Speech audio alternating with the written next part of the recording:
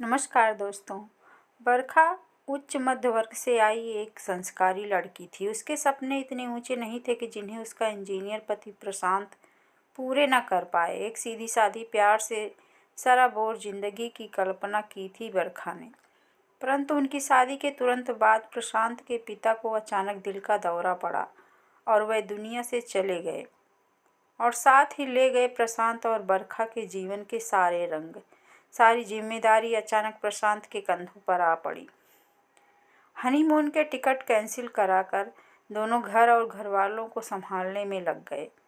बरखा उन लोगों में नहीं थी जो ससुराल वालों को पराया समझती है। उसने अपने सपनों को उठाकर मन की अलमारी में ऐसे रख दिया जैसे शादी का लहंगा और जेवर उठाकर रख दिए हों। प्रशांत का अब एक ही सपना था, पापा की कच्ची गृहस्थी को पार लगाना, और यह काम बरखा के सहयोग के बिना संभव नहीं था। मम्मी पर जो दुखों का पहाड़ टूटा था उसे तो कोई नहीं रोक सकता था, किंतु प्रशांत और बरखा ने जिस तरह से सारे घर की जिम्मेदारी उठा ली थी उससे मम्मी को संभालने में बहुत मदद मिली थी। 1 साल बीतने पर प्रशांत ने अपनी बहन साधना की शादी कर दी थी। पापा के प्राइवेट फंड की सारी रकम इस शादी में खर्च हो गई थी। अब उससे 4 साल छोटी बहन अर्चना की शादी के लिए पैसे जोड़ने थे। फिर छोटे भाई समीर और अर्चना के कॉलेज की पढ़ाई का भी खर्च था। प्रशांत पाई पाई जोड़ कर रखता, बरखा भी उसका साथ देती, लेकिन जल्दी जल्दी 2 बच्चे हो जाने से बरखा की भी आवश्यकताएं बढ़ रही थी। जब भी वह किसी खर्चे की बात करती प्रशांत और उसका झगड़ा हो जाता। उसकी छोटी छोटी ज़रूरतें भी प्रशांत को ज़रूरी नहीं लगती। वह उसे किफ़ायत का भाषण देकर या डांट डपट कर चुप करा देता। समय बीतता गया। छोटी बहन उमा की भी शादी हो गई। भाई समीर का जॉब लग जाने पर उसकी भी शादी हो गई। उसकी पत्नी तुलिका जॉइंट फैमिली में नहीं रहना चाहती थी। जल्द ही समीर और तुलिका ने अपनी अलग गृहस्थी बसा ली। मम्मी की उम्र का तकाजा था। वह बीमार होती तो प्रशांत और बरखा ही तो उनके अपने थे, वही उनकी सेवा करते। उनके इलाज में एक खासी रकम खर्च हो जाती, पर जन्म देने वाली और पाल पोस कर बड़ा करने वाली माँ के आगे वह पैसे का मुंह थोड़े ही देखते। इधर इनके बच्चे आस्था और विश्वास बड़े हो रहे थे। उनके भविष्य की भी चिंता करने कौन आगे आता।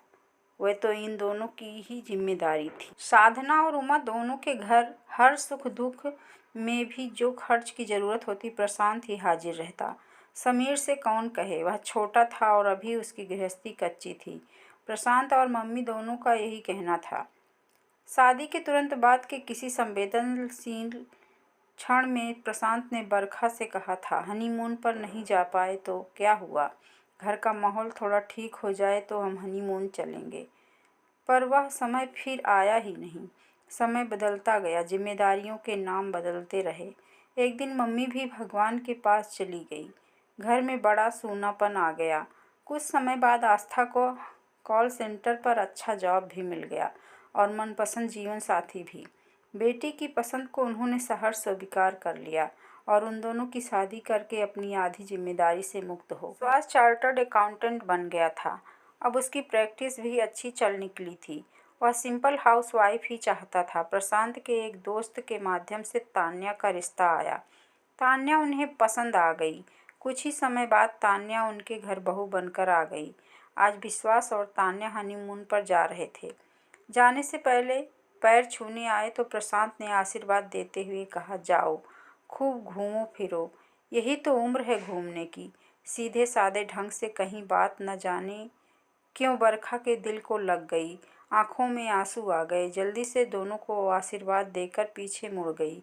कहीं तान्या ने आंसू देख लिए तो पता नहीं क्या मतलब समझेगी इसका। अब बरखा को लगने लगा था कि वाकई अपनी जिम्मेदारियों से मुक्त हो गए हैं।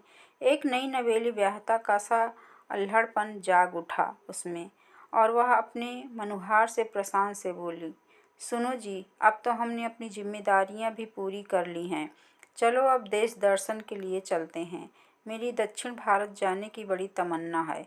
चलो अब घूम आएं। प्रशांत ने उसकी तरफ देखा और हंसकर बोला, बाल सफ़ेद हो रहे हैं, तुम्हारे पैरों में दर्द बना रहता है। अब क्या घूमने की उम्र रह गई है तुम्हारी। सुनकर बरखा सन्न सी रह गई। ऐसा लगा जैसे अचानक ओले पड़ गए हों। अंदर जाकर शीशे के आगे खड़ी हो गई। 2 बूंद आंसू गालों पर लुढ़क आए। उसे लगा कि तान्या आ रही है तो झटपट आंसू पोंछ लिए। जिम्मेदारी मानो तो और मानने वाले के लिए जिम्मेदारियां एक चक्रव्यूह की तरह होती है। एक पूरी की तो दूसरी आ गई। यही हाल बरखा का था। बड़ी जल्दी ही पता चला कि तान्या इस घर में एक नन्हा मेहमान लाने वाली है।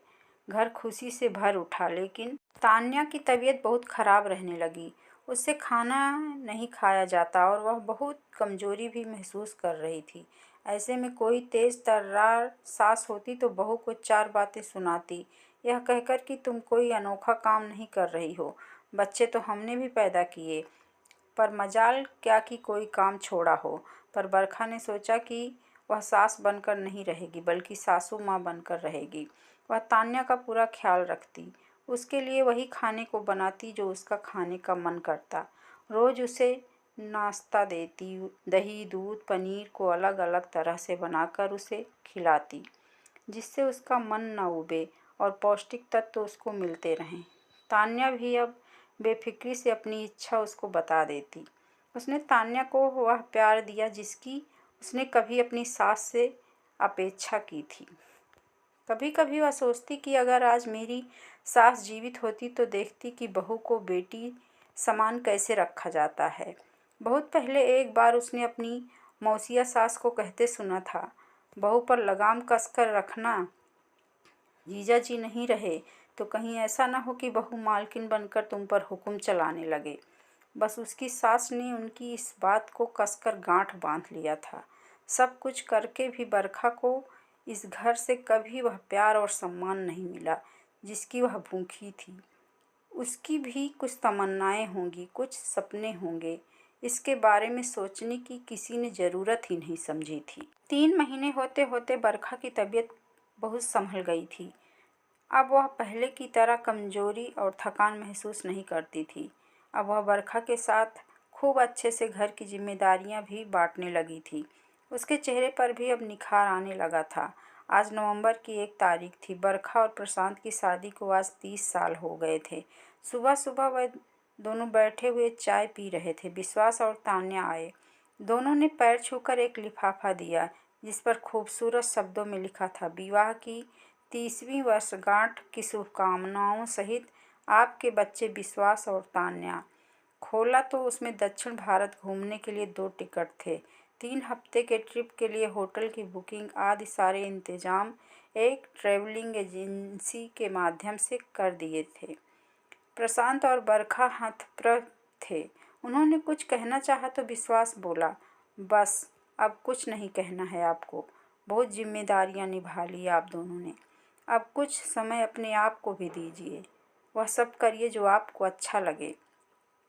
बरखा ने फिर कुछ कहने के लिए मुंह खोला। तान्या बोली, माँ मैं ठीक हूँ अब। आपने मेरा इतना ख्याल रखा, अब बेटी बनकर मुझे भी तो अपनी खुशी का ख्याल रखना है।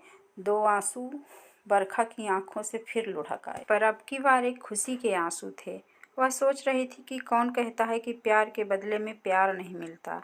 मैंने एक बेटी को विदा किया तो बहू के रूप में दूसरी को पा लिया।